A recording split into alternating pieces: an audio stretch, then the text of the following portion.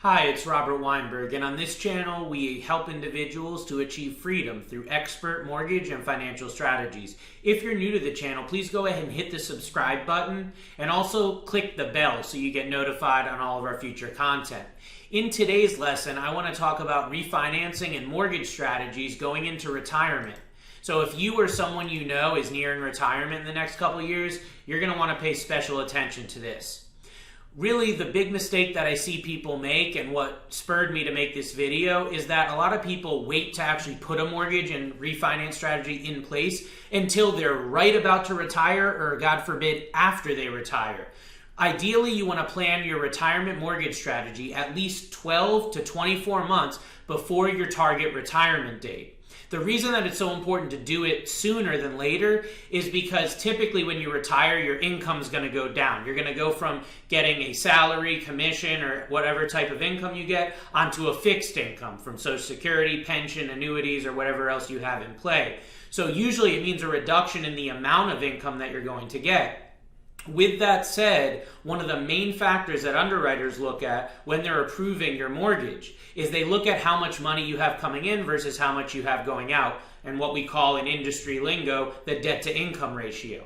So you're going to be much better served by refinancing and doing your mortgage strategy before you retire while you're actually working, because it's going to be much easier to get approved and you're going to have a lot more flexibility. So like I said, at least 12 to 24 months prior to your target retirement date. So when you're putting this mortgage strategy together, what you really want to look at is loan options and what the purpose of the loan is going to be. Now, ideally, you're probably thinking, I want to have my mortgage paid off by the time I retire. And everyone usually has that thought, but unfortunately, for many retirees right now with the economy, that's just not possible.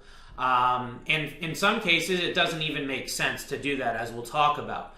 But this is really geared towards people that are not going to have their mortgage paid off by the time you retire, whether you owe $15,000, $50,000, or $500,000 on your house. You're going to want to have a strategy in play to manage that debt during retirement.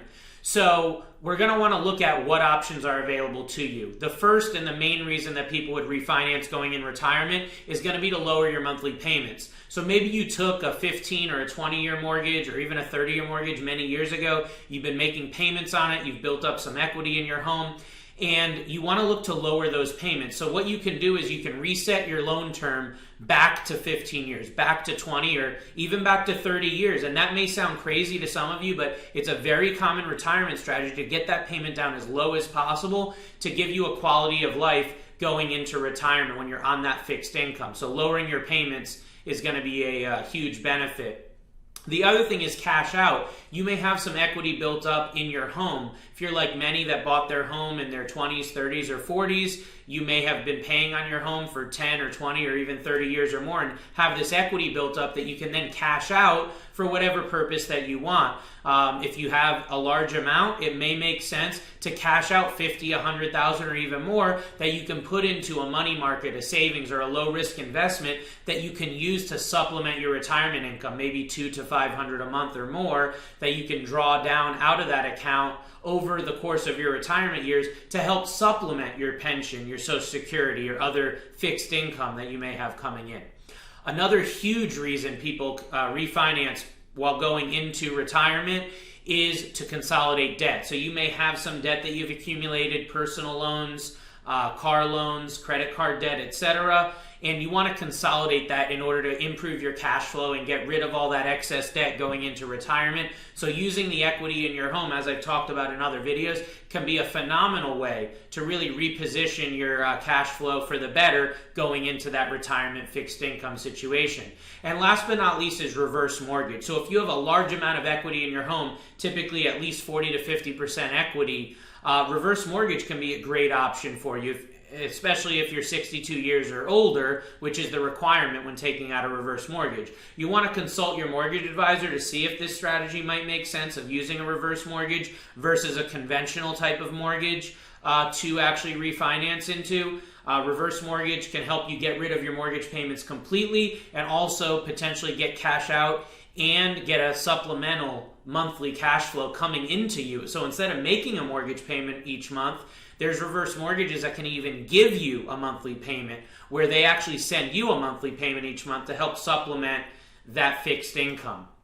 Another important thing to consider is your escrow account. So a lot of people, especially when they built up equity, they get rid of the escrow account on their mortgage. What that means in layman's terms is that they pay their property taxes and their homeowner's insurance on their own. It doesn't get paid by the lender. However, when you're going into retirement, it is a very important thing that your budget is in a good spot. So I recommend to most of my clients that are going into retirement, if you're on that fixed income or foresee that you're going to be on the fixed income, you typically would want to include the escrow account into your mortgage payment. It just makes it easier to budget when you're on that fixed income. So every single month, you know exactly how much money is due to your mortgage, and that mortgage payment would include the escrow. Again, that means that it would include your property taxes and your homeowner's insurance. So having that escrow account included can be a huge benefit for your budget going into retirement.